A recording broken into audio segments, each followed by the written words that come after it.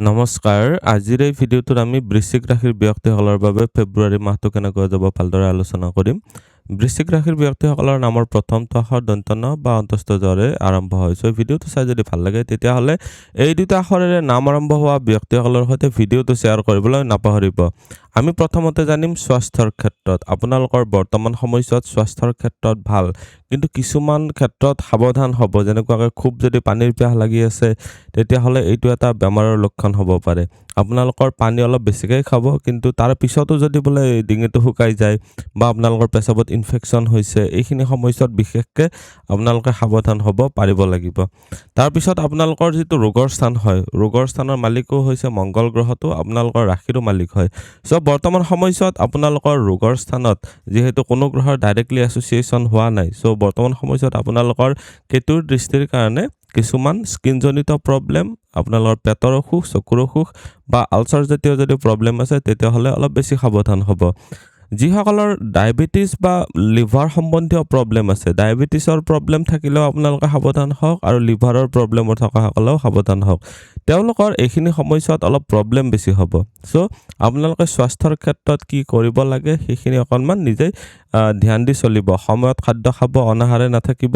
এইখিনি সময়ছোৱাত আপোনালোকে এইখিনি সাৱধানতা অৱলম্বন কৰিব লাগিব। উপাৰ্জন, ধন সঞ্চয়, চৰকাৰী চাকৰি, ব্যৱসায়ৰ ক্ষেত্ৰত কৈছোঁ। কৰ্মস্থানত কেতু থাকিলে আপোনালোকৰ এইখিনি সময়ছোৱাত কিছুমান গুপ্ত শত্ৰুৱে দিগদাৰ দিব পাৰে। আপোনালোকৰ কিছুমান ক্ষেত্ৰত কৰ্মস্থানতো কিছুমান বিৰক্তিকৰ ঘটনা হ'ব পাৰে, যিটো আপোনাৰ ভাল নালাগে। হঠাতে ৰাইজ বা হঠাতে ফল হ'ব পাৰে। চ' তাৰ প্ৰতি অলপ ধ্যান ৰাখিব পাৰিব লাগিব। ইয়াতে এতিয়া দেখুৱাই দিম আপোনালোকৰ যিহেতু কৰ্মস্থানৰ মালিক যাই কিনে আপোনালোকৰ তৃতীয় ঘৰত আছে। 14 তাৰিখলৈকে যিমান পাৰে পৰাক্ৰম কৰক। 14 তাৰিখৰ পিছৰ সময়ছোৱাত গোটেইকেইটা গ্ৰহই আহি যাব। ৰবিও আহিব 14 তাৰিখে, শুক্ৰ আহিব 6 তাৰিখে, বুধ আহিব 3 তাৰিখে। চ' চতুৰ্থ ঘৰৰ পৰা যিহেতু কৰ্মস্থানত তিনিটা গ্ৰহৰে প্ৰভাৱ থাকিব আৰু বুধ গ্ৰহটো আপোনালোকৰ ইনকামৰ ঘৰৰো মালিক হয়, লগতে সংঘৰ্ষৰ ঘৰৰ মালিক হয়। চ' অকণমান সংঘৰ্ষ এইখিনি সময়ছোৱাত দেখা গৈছে যদিও ইনকামত বৃদ্ধিৰ কাৰণে উপযুক্ত পথ নিশ্চয় পাব। কৰ্মপ্ৰাপ্তিৰ ক্ষেত্ৰতো ভাল দেখা গৈছে। যিসকলে চাকৰি পাম বুলি ভাবি আছে তেওঁলোকে 23 তাৰিখৰ পিছত আপোনালোকৰ কৰ্মপ্ৰাপ্তিৰ ক্ষেত্ৰত সহায়ক হ'ব। আগৰ সময়ছোৱা ভাল, আগৰ সময়ছোৱা 23 তাৰিখৰ আগতে যদি চাকৰি পাব বিচাৰি আছে বা আপোনালোকে কৰ্মত নিয়োজিত হ'ব বিচাৰি আছে, অলপ বেছি কষ্ট কৰিব লাগিব। 23 তাৰিখৰ পিছৰ সময়ছোৱাত গুৰুৰ উপদেশ শুনি ৱেল ডাইৰেক্টেড হৈ কিনে আপোনালোকে চেষ্টা কৰিলে কৰ্মপ্ৰাপ্তি সহজতে হ'ব। ব্যৱসায়ৰ ক্ষেত্ৰত চালে ব্যৱসায়ৰ ঘৰৰ মালিকৰ স্থিতিও যথেষ্ট মজবুত আছে। 6 তাৰিখৰ পিছত শুক্ৰ গ্ৰহটো ইয়াতে আহিব। 6 তাৰিখৰ পিছৰ সময়ছোৱা কৰ্মপ্ৰাপ্তি, কৰ্মৰ ক্ষেত্ৰত অলপ বেছি ভাল, ব্যৱসায়ত উন্নতিৰ কাৰণে বেছি ভাল।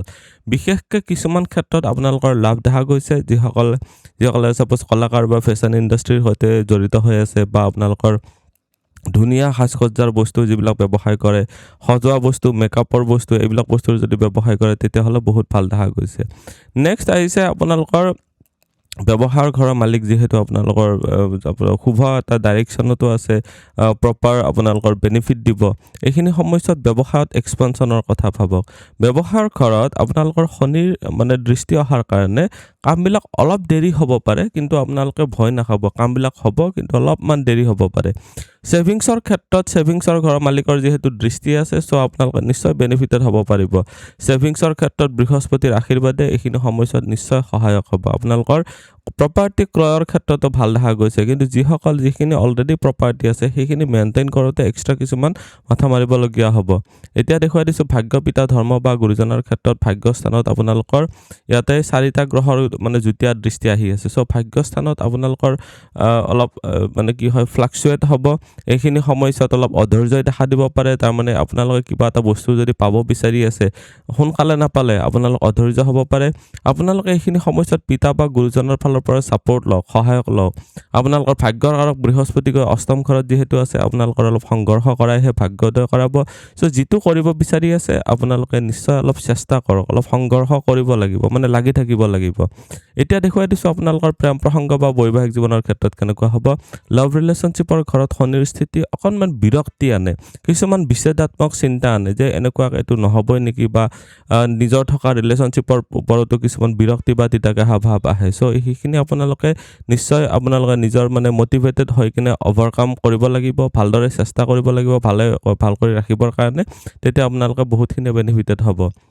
বিবাহিতসকলৰ কাৰণে কৈছোঁ আপোনালোকৰ বৰ্তমান সময়ছোৱাত শনিৰ দৃষ্টি থকাৰ কাৰণে এইটো ঘৰত বাকী কোনো গ্ৰহৰ গোটেইটো মাহ প্ৰভাৱ নাথাকে। শনিৰ দৃষ্টি থকাৰ কাৰণে আৰু শুক্ৰ গ্ৰহটো আৰম্ভণিতে মংগলৰ সৈতে আছে আৰু পিছত ৰাহুৰ সৈতে থাকিব 6 তাৰিখৰ পিছত। চ' বিবাহিত জীৱনত কিছুমান অসন্তুষ্টি ভাৱে দেখা দিব পাৰে, অসন্তুষ্টি ভাৱ যিকোনো প্ৰকাৰৰ হ'ব পাৰে। চ' আপোনালোকে এইখিনি সময়ছোৱাত যিখিনি পাইছে যেনেকুৱাকৈ চলিব পাৰিছে সেইখিনিতে সন্তুষ্ট হ'বলৈ শিকক, তেতিয়া আপোনালোকে বহুতে ভাল বেনিফিট পাব পাৰিব। সাধাৰণ শিক্ষা আৰু উচ্চ শিক্ষাৰ ক্ষেত্ৰত চালে সাধাৰণ শিক্ষাৰ ক্ষেত্ৰতো ভাল, কাৰণ বৃহস্পতিৰ দৃষ্টি আহি আছে, ৰাহুৰ স্থিতি আছে, এইটো এটা এক্সেলেণ্ট। আৰু উচ্চ শিক্ষাৰ ঘৰতো শনিৰ স্থিতি আছে, যিটো প্ৰেক্টিকেল নলেজ দিব আপোনালোকৰ এইখিনি সময়ছোৱাত। আপোনালোকৰ যিটো গুপ্ত জ্ঞান বা আপোনালোকৰ গুৰু জ্ঞান আপোনালোকৰ সেইখিনি সময়ছোৱাত নিশ্চয় লাভ কৰিবলৈ পাৰিব। গুৰুৰ সান্নিধ্য থাকিব পাৰিলে আৰু বেছি বেনিফিটেড হ'ব পাৰিব। উচ্চ শিক্ষাৰ ক্ষেত্ৰতো ভাল, সাধাৰণ শিক্ষাৰ ক্ষেত্ৰতো ভাল। উচ্চ শিক্ষাৰ ক্ষেত্ৰত যদি অইল ৰিলেটেড ছেক্টৰত পঢ়ি আছে আৰু আপোনালোকে যদি ইনকাম ৰিলেটেড বা আপোনালোকৰ ইনকাম টেক্স বা আপোনালোকৰ ফাইনেন্সিয়েল ট্ৰানজেকশ্যন ৰিলেটেড যদি পঢ়ি আছে, তেতিয়াহ'লে আপোনালোকৰ কাৰণে বহুতে ভাল বেনিফিট পাব পাৰিব। আজিৰ এই ভিডিঅ'টোত আমি জানিলোঁ বৃশ্চিক ৰাশিৰ ব্যক্তিসকলৰ বাবে ফেব্ৰুৱাৰী মাহটো কেনেকুৱা যাব। ভিডিঅ'টো চাই কেনেকুৱা লাগিলে কমেণ্টত নিশ্চয় জনাব। আপুনিও যদি আপোনাৰ বিষয়ে জানিব বিচাৰে তেতিয়াহ'লে হোৱাটছএপত কণ্টেক্ট কৰিব পাৰে। ধন্যবাদ। এইটো ভিডিঅ'ত আগবঢ়োৱা জ্ঞানখিনিৰ পৰা যদি আনৰো উপকাৰ হ'ব ভাবে তেনেহ'লে বন্ধুবৰ্গ, আত্মীয় স্বজন আৰু চিনাকি মানুহৰ সৈতে শ্বেয়াৰো কৰিব।